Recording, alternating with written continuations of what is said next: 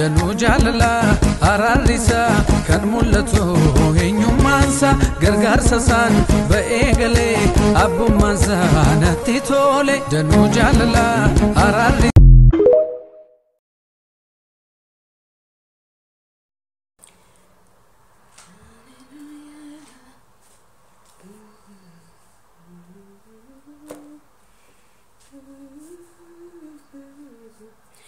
Shalom, shalom. Nagano waaqayyo siniif haa baay'atu. Kabajamtootaaf jaallatamtoota hordoftoota YouTube chaanalii Asteertuu MN 63 jirtu nagaa keessanii gamaadha. Akkam jirtu nagaa keessanii? Ani nagaa kiyya galanni ulfinni waaqayyoof haa ta'u. Obboleetti keessan Asteer yookiin Masarat Nagaraati jechuudha. Egaa waaqayyo ayyaana isaa gargaarsa sanaa baay'isee akkasuma obboloonni koo miidiyaa garaagaraatiin toora YouTube kanaatiin jirtan nagargaartanii waaqni ayyaana sana baay'isee akkuma beektan YouTube koo seera YouTube yookiin toora seera YouTube galee jira. Hojiin itti yookiin dhimmi itti YouTube kun baname dhimma dubbii waaqayyoo wal qabatu karaa diraamaa haa ta'u waan ergaa qabu. Dabarsa karaa sagalee waaqayyoo haa ta'u wanta ergaa qabu dabarsa wantooti kana asirraa ni argattu. Yaada yoo qabaattan komentii jalatti kaa'aa. Yaada keessan naaf kaa'aa. Nagorsa nan deebi'a iddoon dogoggora qabutti. Nagorsa iddoon gaaffii qabattanitti na gaafadhaa. Akkasuma wanta nama wallaaltuuf dadhabduudha. Beekaa waaqayyoo nu jidduu jira. Kanaaf jennaanii isin obboloonni koo amantii garaa kan keessa jirtan hunduma keessanii isin jaalladha, isinin kabaja. Waaqni keenya waaqa jaalalaati. Kanaaf jennaan namni jaalala hin qabne mootummaa waaqayyoo hin naalu. Ati obboleessa kee kan jibbite waaqayyoon eessatti beekta jedha dubbiin sagalee waaqayyoo. Nuni yoo walii keenya jaallanne amantii keenya beekna, yoo walii keenya jaallanne uumaa keenya beekna jechuudha. Jaalala jechuun immoo isa haala irratti hundaa'u, isa qabeenya irratti hundaa'u, isa wal beekuun hundaa'u miti. Jaalala jechuun jaalala Yesuus Kiristoos ittiin nu jaallate jechuudha. Jaalala tola akkasumatti haleluuyaa. Yesuus maqaan isaa ulfaatu. Egaa har'a maaliin qabadhee dhufe? Sanaan dursa warri haaraa taatanii YouTube koo subscribe gochuudhaan maatii ta'a. Warri immoo beeksisa yookiin maatii koo taatan komentii share like gochuu na jajjabeessan sin jedha. Ayyaanni waaqayyoo siniif haa baay'atu. Dubbii sagalee waaqayyoo waliin dubbifannaa. Har'a dubbii sagalee waaqayyoo isa jiraataa humna jiraatuuf keessaa qabu dubbii kana qabadhee gara keessan jechuudha. Itti waamamni dubbii kana isa baraan jiraatudha jechuudha. Yesuus maqaan isaa ulfaatu. Dubbiin kuni ani yeroo baay'ee macaafa qulqulluu asirraa dubbisuun jaalladha malee silkiirraa yeroo baay'ee fayyadamuun jaalladhu. Egaa dubbii waaqayyoo laf tokko dubbifan sanaan dursa waaqayyoo galateeffannee gara dubbii waaqayyootti darbina. Guddaaf sodaatamaa hangafa nagaa mootii ulfina maqaa Yesuus Kiristoosiin galanni siif haa ta'u. Gargaarsi kee ayyaanni kee waan nu baay'ateef jiraanne irra eeyyee otoo araarri kee nuuf baay'achuu baate waaqayyo namni kamiyyuu cubbuu hojjeteera. Ulfinni kees nutti hir'ateera. Garuu akka araara keetiif oolleerra. Waa'ee araara kee, waa'ee tola kee, waa'ee gargaarsa kee maqaa Yesuusiin galanni siif haa ta'u. Cubbuuf irra daddarbaan keenya nuuf haa dhiifamu. Itti deebinee lafati hin jaallanneerra. Itti deebinee wanta ati keessa hin jirretti deebinee akka hojjennee sin gaddisiisne maqaa Yesuusiin nu gargaari. Amajaajonni keenya, diinonni keenya, seexan inni gufuu ta'e karaa keenya irra dhaabachuu barbaadu maqaa Yesuus Kiristoosiin kan rukutamee haa ta'u. Humni sagalee kee darbee nutti haa dubbatu. Wanta ulfina kee hin taane hundumti isaa maqaa Yesuusiin haa hidhamu. Nuti gadi jenne yaa Waaqayyo ati nurratti mul'adhu maqaa Yesuusiin. Ameen. Haleluuyaa. Yesuus Kiristoos gooftaadha. Dubbii sagalee waaqayyoo lafti nani dubbisu macaafa faarfannaa boqonnaa 40 irraa lakkoofsa 1 irraa kaasee maqaa gooftaa Yesuusiin nan dubbisa. Egaa amiti wangeelli dhiigni itti ba'u dhangala'ee lubbuun itti darbee mormi itti citee tasga'e.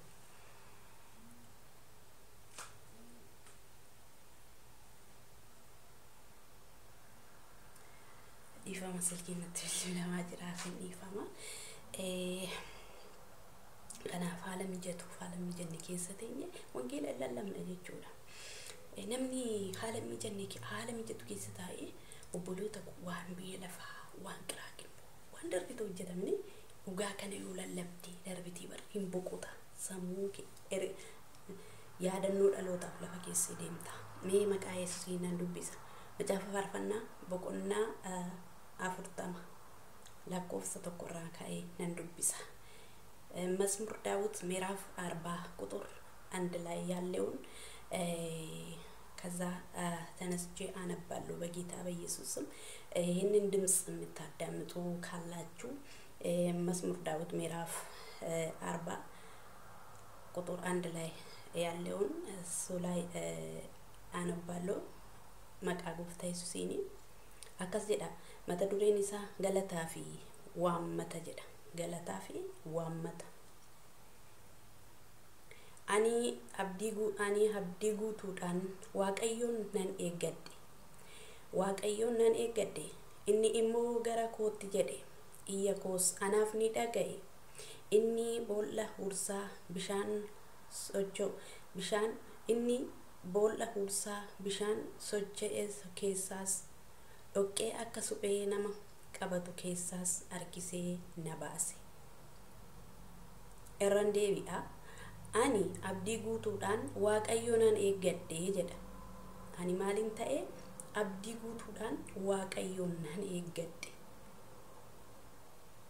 Inni immoo gara kootti jedhe. Haleluuyaa. Inni immoo maal jedhe? Gara kootti jedhe. Maaliif abdii guutuudhaan gaafa waaqayyoo eeggatanii waaqayyoo warra akkamitti jedha? Warra akkamitti jedha? Warra waaqayyoo abdii guutuudhaan eeggatan. waaqayyo warra abdii guutuudhaan isa eeggatan waaqayyo gara isaaniitti jedha. Nama abdii guutuudhaan isa eeggatu waaqayyo gara isaaniitti jedha. Arraambi waaqayyo naaf dhiifama haalli kaameeraa kootti taa'u naaf jechuu dide. Abdii guutuudhaan waaqayyoon eeggachuun obboloota keenya waan hundumaarraa caala. Abdii nuti qarshii nuti baankii qabnu caala. Wanti nuti hin qabne inni baankiidhaa qabnu hin qabne inni lafa kanarraa abdii godhannee kaawwannu caalatti isa waaqayyoon abdachuun hundumaarra caala jechuudha. Galanni waaqayyoof haa ta'u. Maal jedhee ani waaqayyo maalin godhe abdii guutuudhaan nan eeggadhe. Innis immoo gara kootti ni jedhe. Iyya koos anaaf ni dhagaye. Inni boolla hursaa bishaan sodaachisaa keessaa dhoqqee akka suphee nama qabatu keessaa harkisee na baase. Inni miilla koo dhagaa hin sochoonerra anaaf dhaabbachiise. Ejjennaa koos anaaf ni jabeesse. Inni faarfannaa haaraa isa ani ittiin isa jajadhu afaan koo keessanii ni kaa'e. Baay'eenis kana arganii isa ni sodaatu. Waaqummaan isaas amanatu.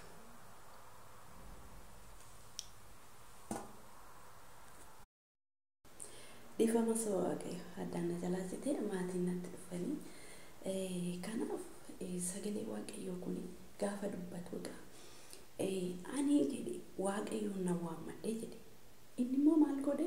Iyyata kooniif dhagaye. Anaaf ni dhagaye jedhe. Kanaaf mee al tokkicha ammas irra deebi'a. Macaafa faarfannaa Daawit boqonnaa 40 lakkoofsuma 1 irraa ka'ee nan dubbisa maqaa gooftaa Yesuus Kiristoosiin. Egaa addaan jalaasite sababii isaa yoo maatiitu natti dhufe jechuudha. Nan dubbisa amma irra deebi'ee maqaa Yesuusiin. Ani abdii guutuudhaan waaqayyoon nan eeggadhe. Inni immoo gara kootti jedhee iyya koos anaaf ni dhaga'e.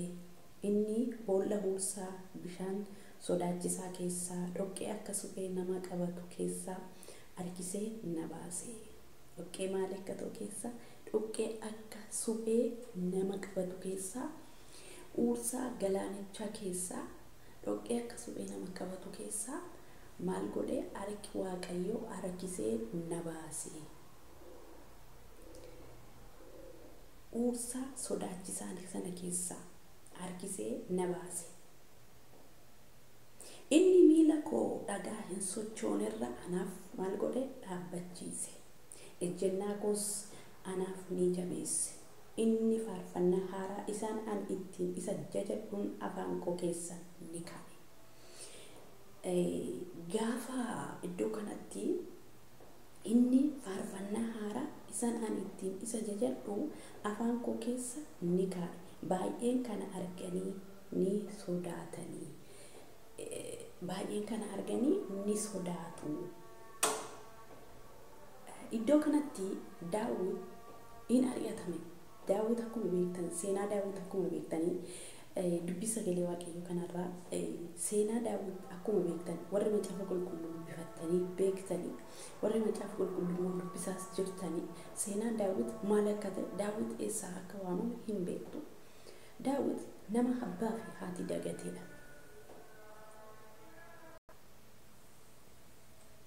Kanaaf Daawit nama gaafa Saamu'eel mana Isseey deemu Saamu'eel waaqayyoon Daawitiin naaf dibii ijoollee Isseey keessaa naman qabaa jedheetu Saamu'eel erge waaqayyo gara mana Isseetti erge. Gara mana Isseetti gaafa ergu Isseey ijoollee isaa warra bebbeekamoo warra gurguddoo warra silaa jira jedhanii isaanii mana tollaqeetu jira malee Daawit namni dibataaf barbaadamu kuni mana hin jiru. Daawit eessa jira? Daawit oddoo horiitis kan jira. Daawit horii faana wal'aansoo, leenca faana, bineensota faana wal'aansoo wal qabaa ture. Garuu namaaf akkas fakkaata. Waaqayyoof garuu icciitiin Daawit achi hoolotatti kuusaa, achi horiitis kuusaa, achi bineensota keessaa hoolota abbaa isaatii akka hin nyaatamne godhuu achiiti hojjechuunsaa, achitti waamamuunsaa yookiin achitti guddachuunsaa yookiin achitti leenjifamuunsaa akeeka waaqayyooti. Akeeka waaqayyooti. Sababiinsaa bor Daawit haleluuyaa bor Daawit dhalootaaf anaaf si'iif fakkeenya ta'uuf waan jiru bor Daawit horiitis kan ta'u hin taane horii akka hin nyaatamne afaan leencotaa keessa afaan bineensotaa keessa eega osoo hin taane nama sabni waaqayyoo akka hin banne saba waaqayyoo fakkeenya akka ta'u gaarummaa saba waaqayyootti akka himu Kiristoos isa saba barbaade akka dubbatu ulfina waaqayyoo akka dubbatu waaqayyo gooftaan fakkeenya iddoo horii sanatti iddoo gadaanaa sanatti iddoo abbaaf haati isa dagatanitti waaqayyoon garuu achi barbaade isa waama. Dibamuu deemu gaafa inni Saamu'eel dibuu deemu nama dibataa kanatu barbaadamee abbaa haadhaan dagatame. Ijoollee kana fidan ijoollee Isseey fidan kanuma qofaa qabdaayii kunin dhufa waaqayyo lakkii kana miti jedhanii Saamu'eel kunin dhufa waaqayyo kana miti jedhan Saamu'eel sana booddee Isseey akkas jedhe Saamu'eel Isseey jechuun abbaa Daawit jechuudha. Akkas jedhe ati kanuma qofaa qabdaa jedhe ati kanuma qofaa qabdaa ijoollee jedhe dagataniiru. Abbaan haati dagataniiru. Daawit eessatti horiitis ka achitti dagatameera. Waaqayyoof garuu iddoon sun iddoo leenjifamuuti. Iddoo Daawititti leenjifamee har'a garuu humna wangeelaa kana hidhatee bahu iddoo sanaatti ture.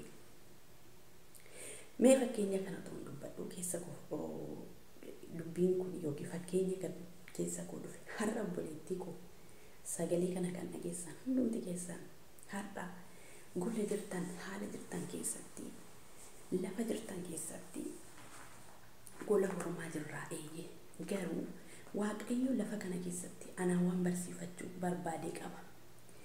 Waaqayyo lafa kana keessatti si waan barsiifachuu barbaade qaba. Haala namaaf hin mijanne gola namaaf hin mijanne kana keessatti ana amma fakkeenyaaf dhuguma dubbachuu fi har'a miti dubbii wangeelaa otoon dheebodhuu akkas baay'een dheebodhadhu wangeela lallabu garuu immoo haalli koo nama hin mijanne. Haala hin mijanne kana keessatti immoo akkan dubbii waaqayyo dubbadhuu fi maaliif waaqayyo keessa koo kakaase maaliif waaqayyo akkan dubbisaa dubbadhuuf anaan na fayyisee akkan dhaloota dubbii sagalee kana lallabu maaliif na kaase. Lafa kanatti waaqayyo waan na barsiise qaba. Dhuguma dubbachuuf waan natti qaba waan narraa hiike qaba. Kanaaf jennaan lafa kanatti aniif atis akkuma Daawit kaleessa lafa leenjii keenya lafatti ulfina waaqayyo argine lafatti waan hundumaanuu leenjifamte lafa kanatti warri leenjifamanii warri ulfina waaqayyo lafa hunaa kana keessatti namni otoo dhufee harkasirra kaayee siin kadhatiin ati siif kadhatamee amantee kan fudhattee fayyidu ati kadhattee ofii keetii amantee kan fayyidu ati kaleessa biyya kee gaafa jirtu kan hin kadhanne kaleessa biyya kee gaafa jirtu kan dubbii waaqayyoo hin dubbanne kan kaleessa gaarummaa waaqayyoo maal akka ta'e hubattee hin beekne har'a garuu gaarummaa waaqayyoo dubbatta har'a garuu holmaa waaqayyoo yaadatta maaliif lafa onaa kanatti mi'eeffattee bartee jirta jechuudha. Kanaaf jennaan Daawitis akkuma koof akka kee kaleessaa tarii har'a namni nu dagachuu danda'a tarii har'a eenyumtuu firrumtuu nu dagachuu ni danda'a garuu immoo waaqayyoo inni lafaaf samii uume kuni anaaf siinii isii hin dagatu jechuudha. Kanaaf gaafa mana isii deemanii Daawit barbaadamee dhabame kana qofaa qabdaa jee mucaan tokko jirti Dooriitis kituu hidhaalaata jee. Kanaaf waaqayyo garuu isa namni dibataa jedhe isa naawaamaan isa naawamaa jedhe Saamu'eel isa amma inni dhufuttuma gochuu hin danda'u jedhe. Kanaaf jennaan namni abbaaf haadhaan dagatame kuni waamameetu ulfina waaqayyootiif maal godhe faarfannaa galataatiin afaan koo na guuttee jedhe. Faarfannaa galataatiin afaan koo guutte ejjennaa koo anaaf jabeessite. Gaafa Daawit dibamuu lola baay'ee irratti ka'e darbannaa dhiboo Saa'ol irratti naafe Saa'ol ajjeesuuf ka'e. Daawit namni horii keessa yookiis immoo hoolota tisku kuni namni hoolota faana yookiis immoo bineensota caakkaa faana wal'aansoo wal qabaa ture suni Daawit kun har'a immoo ba'eetu maal godhe beekta sabni waaqayyoo sabni Israa'el akkamiin garbummaa jala jiraatu akkamiin gadi qabamu akkamiin hidhaatti jiraatu akkamiin saba kanarratti of jajja jedheetitu Gooliyaad jechuudha. Gooliyaad saba waaqayyoo ittiin baay'ee gowwoomte baay'ee saba waaqayyoo dararaatii ture saba kanarratti hin dararu jedhanii. Gooliyaad meeshaa hidhatee jira. Gooliyaad qaamni yookiis uffannaan isaa hundumtuu sibiila. Akkasumas immoo eegdota baay'ee wajjiniin dhufe. Daawit garuu lafa horii tiskuu dhufe Daawit dibatarra jira malee elaa meeshaan qawwee harkaan jiru. Daawit harka meeshaan sibiila biyya lafaa harkaan jiru. Daawit irra yoo jiraate kan jiru yoo jiraate haleluuyaa humna waaqayyootiin humna waaqayyoota irra jira. Daawit yoo irra jiraate dibata waaqayyoota irra jira. Sana booddee hin dhufi ani jedhe nan dhufa sittan ba'a jedhe.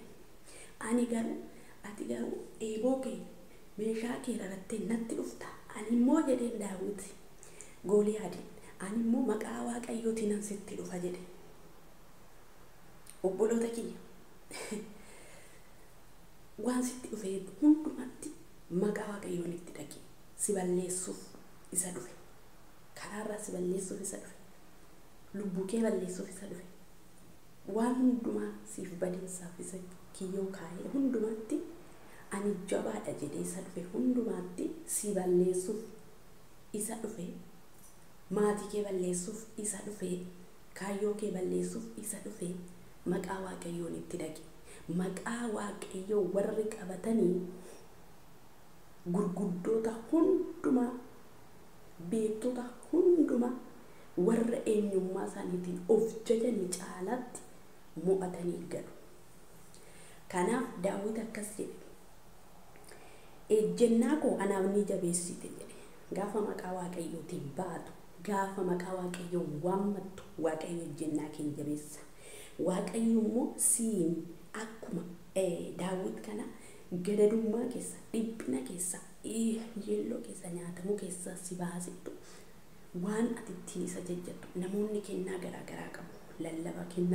Lallabni kennaadha. Kennuu mana waaqayyooti kennaan kennuudha. Faarfannaan kennaadha. Tajaajiluu kennaadha. Raajummaan kennaadha. Lallabni kennaadha. Kennaa garaa garaatu jira. Afurri garuu tokko. Kennaan garuu yookiin immoo ayyaan kennaan garuu garaagari hafuurichi kennu garuu tokko jedha sagalee waaqayyo. Kanaaf jennaan afaan isaa faarfannaan guute. Yeroo faarfannaa Daawit faarfatu ilaamee obboloota keenya gaafa nuti waaqayyoon galateeffannu warri waaqayyoon hin beekne waaqayyoon hin sodaatu, waaqayyoon hin jajatu, waaqayyoon eenyummaansaa maal akka ta'e isaaniif ifa. Kanaaf mee haane mata duree asirratti dubbadhu keessaa yoo jiraate waaqayyo waan ati itti qabamte keessaa si haa baasu. Waaqayyo waan ati itti qabamte keessaa si haa baasu. Daawit in argatame, ilma isaa in argatame, ilma isaa Abishaaloomiin in argatame. Geewummoo waaqayyo gooftaa dibamaadhum deeme. Daawit cubbuu hojjenne cubbuu hojjeteera. Cubbuu hojjete yoo ta'e iyyuu gad of deebiseetu ani fuula kee duratti cubbuu hojjedheera. Na ajjeesuu illee ni dandeessa. Harka kee keessan jira jedhee waaqayyoon garuu isa inni gad of deebise sana argeetu qalbii jijjiirrannaa isaa sana argeetu ani cubbuu hojjedheera. Cubbuun koos yeroo hundumaa fuula kee dura jira. Namummaan koos gadi dhumaa deeme maal ijaateef cubbuun isaa sun itti ulfaate harki kee natti ulfaate jedheen. Har'allee isinillee anillee gaafa fuula waaqayyoo duratti wanta cubbuu ta'e hojjenne tokko akka namaa waaqayyoo ati du'i ati bakka du'a sii mala siif du'atu mala badi asumaan badin jedhu maaliif hoo jettee ilmi waaqayyoo Yesuus Kiristoos lubbuu dhala namaa abidda keessaa du'a bara baraa jalaa oolchuu dhufe malee lubbuun namaa akka darbitee baddu hin barbaadu. Isa kanaaf jennaani gara waaqayyootti qalbii jijjiirrattee gaafa ati deebite waaqayyo gooftaan hafuura kee caala sitti dhi'uudha. Waaqayyo gooftaan fira kee caala eenyummaa kee caala sitti dhiyaata. Gaafa inni qalbii jijjiirratee gara waaqayyootti deebi'u Daawit namni dibataa kuni hin dogoggore. Gaafa inni dogoggoru garuu waaqayyo gooftaan itti beekamu qalbii jijjiirrate. Sana booddee waaqayyo gara Daawititti hin deebi'e. Daawit nama akka garaa kootii jedhe. Argitan kanaaf jennaan har'a iddoo kanatti abdii guutuudhaan jedhe. Abdii guutuudhaan waaqayyo waammattuus abdii guutuudhaan waaqayyo waammachaa jirta ati. Waan sirra gahe waan itti hudhamte keessatti waan rakkina sirra gahe qorumsa sirra gahe dhiphina hari'atamu yelloo sirra gahe baay'isawee nuti gara waaqayyoo jechuu caala gara namaatti iyyanna.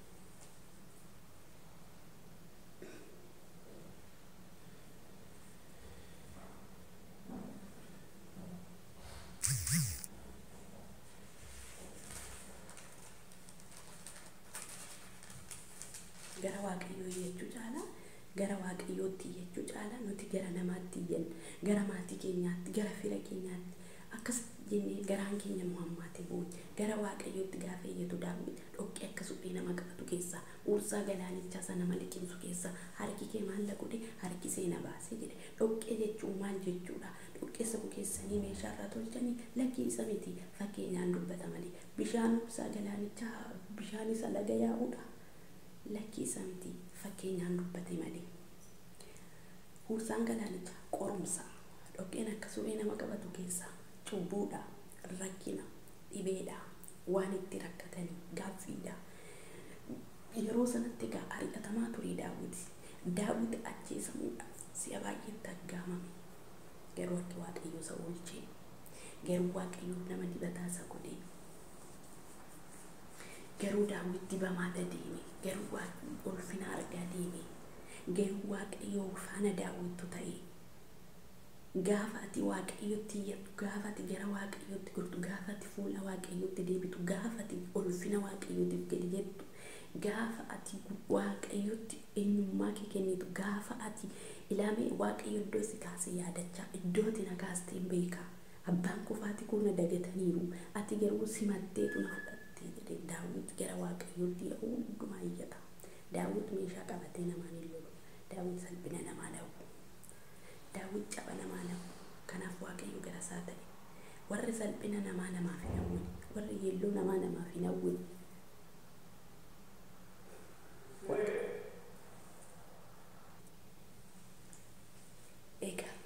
Kanaaf waaqayyo simee na fudhatee abbaan kufaati kun na dagataniiru waaqayyo simee na fudhatee nama kana irratti ka'anii nama utummaa akkam dibama jedheetu Gooliyaad irratti ka'e. Saa'olillee irratti ka'e. Ilmi isaallee irratti ka'e. Nama dibataa lolatti irratti ka'a beektaa? Nama dibataa nama ayyaanni waaqayyo irra jiru harramni irratti ka'a, qoromsi irratti ka'a. Garuu argita ayyaanni waaqayyo hundumaa caala sarra jiraannaan. Ayyaanni waaqayyo sirra jiraannaan, humni waaqayyo sirra jiraannaan, sagaleen waaqayyo si keessa jiraannaan. Isin dubbiin koo yoo isin keessa jiraate, isin anatti qabamtanii yoo jiraattan waan feetanis hin kadhattu, isiniifis hin ta'a.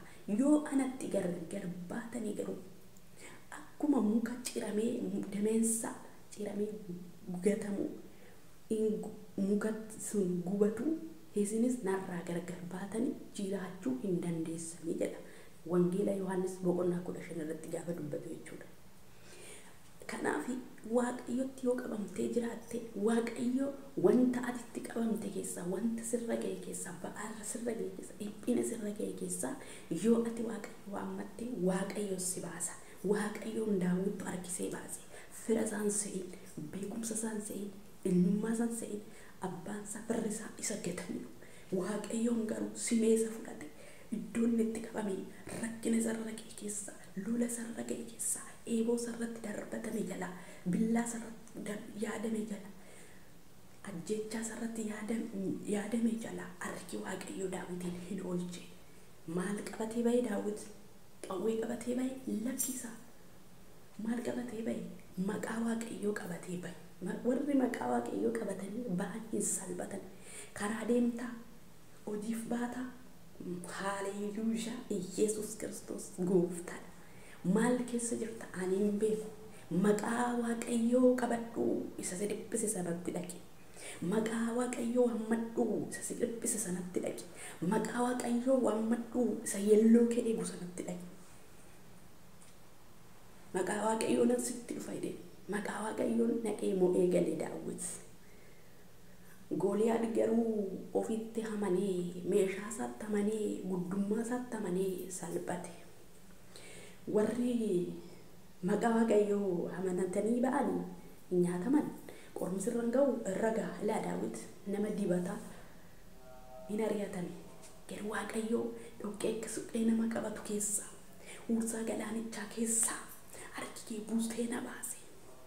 Kan namoonni gaafanani faarfannaa galataa faarfadhu achi keessaa bahe, qormaata sana keessaa bahe, dhiphina sana keessaa bahe, yelloo sana keessaa bahe, nyaatamuu sana keessaa bahe.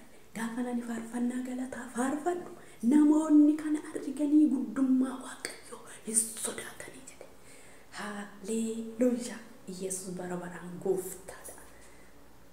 Amantiin waaqayyo kiristaanummaa jireenya kiristaanummaan keessaa kaa'uun ta'eef maqaa waaqayyoo hammadhu oolisiin jedha obboleetti kun.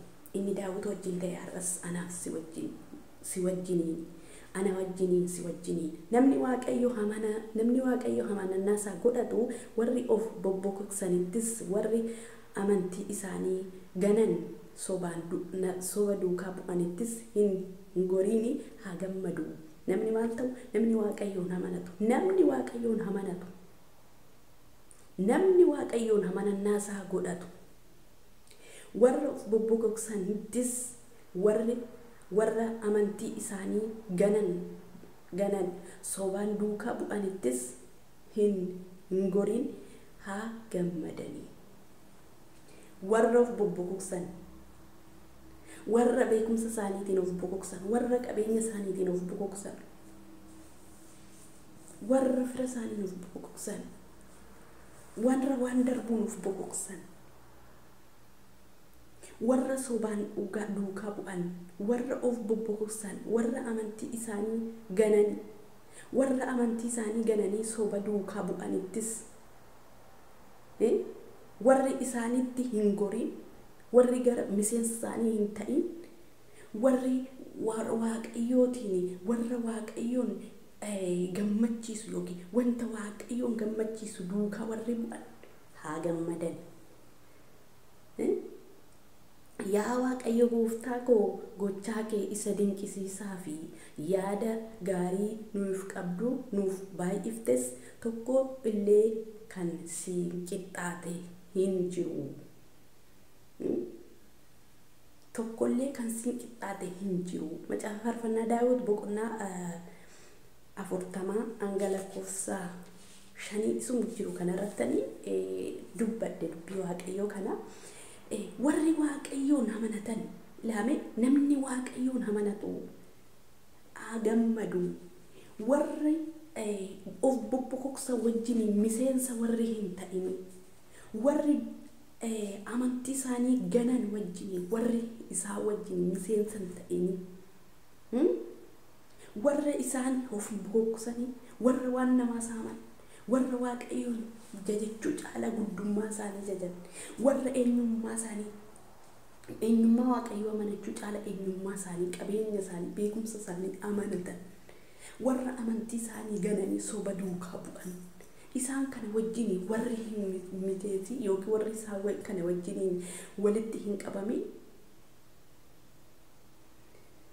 isaan maalaa ta'anii isaan kana wajjin miseensa warri hin ta'in isaan kun maalaa ta'anii agammadan isaan kana keessa warri walitti hin qabamin obboleetti koo warra bokoksa wajjin miseensa hin ta'in yoon siin jedhu nama jibbichuun koo miti gochaa sana jibbi jechuu barbaadeen malee maqaa Waaqayyoo warri waammatan immoo in oolu jedhe obboloota koo maqaa Waaqayyoo waammadhaa oolaa maqaa Waaqayyoo nama oolcha maqaa Waaqayyoo yelloo nama oolcha maqaa Waaqayyoo nyaatamuu nama oolcha maqaa Waaqayyoo cubbuu namarraa dhiqa maqaa Waaqayyoo kaayyoof karoora seexana namarratti baafatu namarraa kuta maqaa Waaqayyoo du'a nama oolcha du'a yoo siin jedhu namni du'uu mo'achuu danda'a namni tokko beektaa namni hin du'a namni du'a kaayyoo karoora seexana sitti baasu guyyaa kee malee kan karoora diinni sitti baasu Waaqayyo gooftaan akkasi oolchuu yoo barbaadde maqaa Waaqayyoo waammadhu waan itti galte keessa waan sirra ga'e keessa waan itti liqimfamte keessa maqaa Waaqayyoo waammadhu ooli maqaa Waaqayyoo waammadhu ooli waan itti qabamte keessa Waaqayyo si haa baasu Waaqayyo hiyya kee haa dhaga'u haaleluyyaa galateeffannee lallaba kiyya asmaratan xumura sababii maatiin kee jiranii fi daqiiqaa kana naaf kennuu isaatiif iyyuu Waaqayyo maqaan isaa ulfaatu haaleluyyaa sagalee Waaqayyoo humna hojjetuuf keessaa qaba dubbii jireenyaati itti eebbifamaa isiniin jedha si galateeffannaa Waaqayyo abbaa keenyaa maqaa Yesuus Kiristoosiin galanni siif haa ta'u dubbii sagalee keetiin waan nutti dubbatteef ulfaadhu kaayyoof karoora seexana hundumtuu maqaa Yesuus Kiristoosiin inni yaa Waaqayyo gooftaa akka nuti dubbii keetiin jiraanne nu godhu inni yaa Waaqayyo gooftaa karoora keenya fuuldura keenya dhaabbatee gufuu nutti ta'uu barbaadu humna du'aa ka'uu keetiin kan cabe haa ta'u dubbii sagalee kanaa warra dhagaan maqaa Yesuusiin haa fayyani harki gargaarsa kee naaf obboloota koo wajjin haa ta'u maqaa gooftaa Yesuusiin waan nutti dubbatteef ulfaadhu ulfinni isaa hundumtuu siif haa ta'u maqaa Yesuusiin ameen gooftaan baraaf jireenya keessan haa eebbisu eebbifama egaa haala mijanne keessa dhaabbannee yoo dubbii Waaqayyoo dubbannes bara baraan Yesuus Kiristoos gooftaadha waan ta'eef itti fufa ishiin gola hormaa kana keessatti dhaabbannee gaarummaa Waaqayyoo oolmaa Waaqayyoo dheebonnee miixannee yaada Waaqayyoo gaarummaa Waaqayyoo dubbachuuf miixannu kuni gooftaan nu gargaaree dirree bal'aatti gaafa